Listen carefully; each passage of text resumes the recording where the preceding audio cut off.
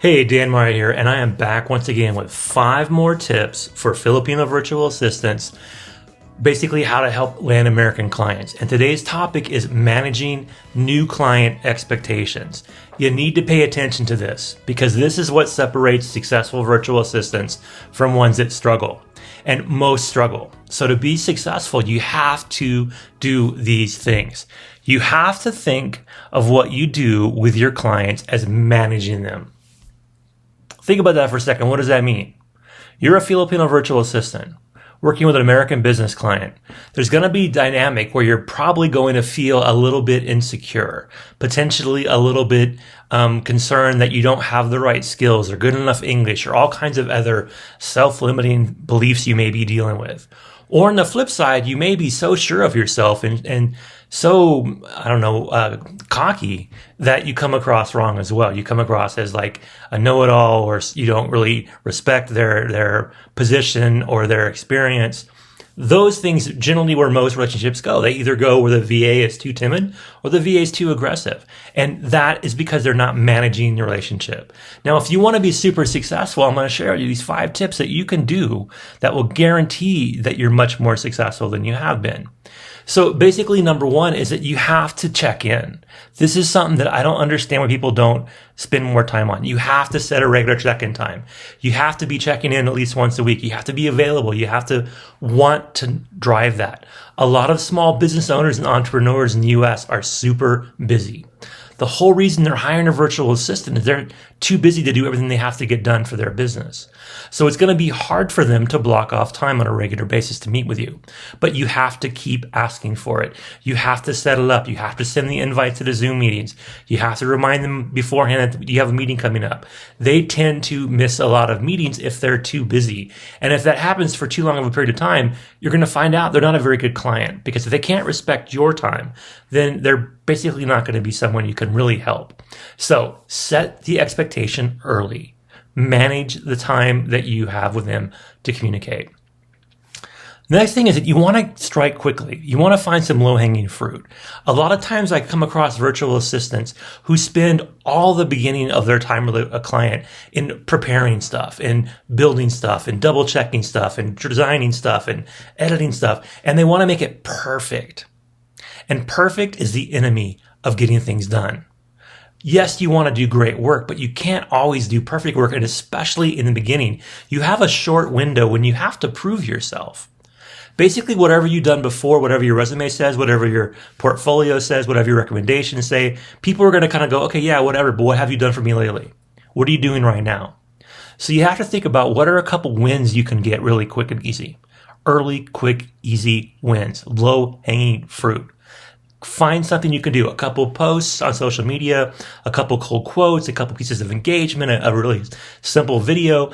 Do something simple first. Gain their trust, their respect, their admiration, and things will go a lot further. If you spend a lot of time saying, well, I'm still working on it, I got to perfect it, and they ask for something 2 or 3 times and you still haven't delivered it, then that's on you. So manage the expectations of your client by giving them a couple quick and easy early wins. Number 3, related to that, don't try and paint a masterpiece on day 1. All right, so think about what has to be done for this business. Look at what they've been doing. Look at what you can do that's a little bit better and do that. Eventually, you want to become the masterpiece maker. You want to be that expert designer or editor or content creator. You want to get there, but you can't slow yourself down, and you have to learn their business. So you can spend a lot of time and energy trying to create this amazing thing that you think is awesome. But if they don't think it's awesome, then it's still good. They're not going to care. They're not going to want to keep working with you.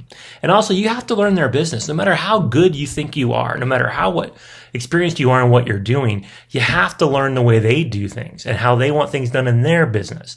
Now, they may not always be right. You may be able to kind of help evolve their thinking towards certain things using graphics and sounds and images and reels and so forth. But you want to make sure that you're kind of learning their voice. They're the one that took the risk to set up their own company. And they're the one that are out there every day trying to make their business a better thing. So you need to lean into that. You need to respect the fact that they're doing it on their own before they hired you. So now they need you to learn what they're doing. And yeah, you can make improvements to it, but don't try to change everything right away. Don't build that masterpiece before you learn how to do some basic painting. Number 4, communicate consistently. Every day, check in for the first couple weeks. Maybe after a couple weeks, you can get to where you're not checking every day. And this isn't the normal check-in call. You should have a regularly scheduled check-in call that you do once a week. But you should just send a quick note through Messenger. You should make sure that they know that you're working every day and that they know what you're working on. Quick, little, simple, check-ins are really, really powerful tools in maintaining and growing the confidence they have in you. You have to manage them. And you also have to do a weekend report, end of the week report. I don't know why most VAs don't provide a weekend report. I mean, look at it from their perspective. They're paying you their hard-earned money to help them grow their business. It's about them. Yes, they need you, but you are one of a million Filipino VAs out there that they can choose from.